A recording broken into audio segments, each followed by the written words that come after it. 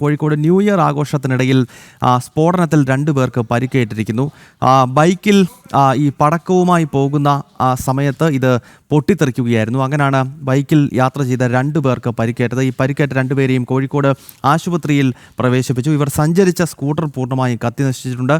രമ്യാദാസ് വിവരങ്ങളുമായി ചേരുകയാണ്. രമ്യ, ഈ അപകടം എപ്പോഴാണ് സംഭവിച്ചത്? ഈ പരിക്കേറ്റവരുടെ നില ഇപ്പോൾ എങ്ങനെയാണ്?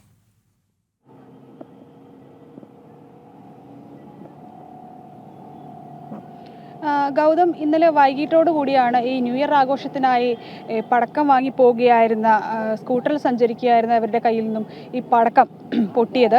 അങ്ങനെയാണ് ഈ 2 പേർക്ക് പരിക്കേറ്റത്. ഇരുചക്ര വാഹനത്തിലായിരുന്നു ഇവർ പടക്കം കൊണ്ടുപോയിരുന്നത്. ഷൈജു അതുപോലെ അശ്വന്ത് എന്നിവർക്കാണ് ഈ അപകടത്തിൽ പരിക്കേറ്റത്. ഇതിൽ അശ്വന്തിൻ്റെ നില അല്പം ഗുരുതരമാണ്. നിലവിൽ ഇപ്പോൾ ഇരുവരെയും കോഴിക്കോട് മെഡിക്കൽ കോളേജ് ആശുപത്രിയിലേക്ക് മാറ്റിയിട്ടുണ്ട്. ഇതിൽ അശ്വന്തിൻ്റെ നിലയാണ് അല്പം ഗുരുതരമായിട്ടുള്ളത്.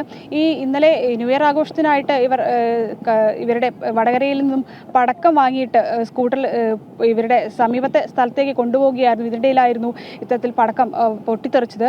വലിയൊരു സ്ഫോടനം തന്നെയാണ് ഉണ്ടായത്. ഇവർ സഞ്ചരിച്ചിരുന്ന ബൈക്ക് പൂർണ്ണമായും കത്തിനശിക്കുകയും ചെയ്തിട്ടുണ്ട്. ഗൗതം.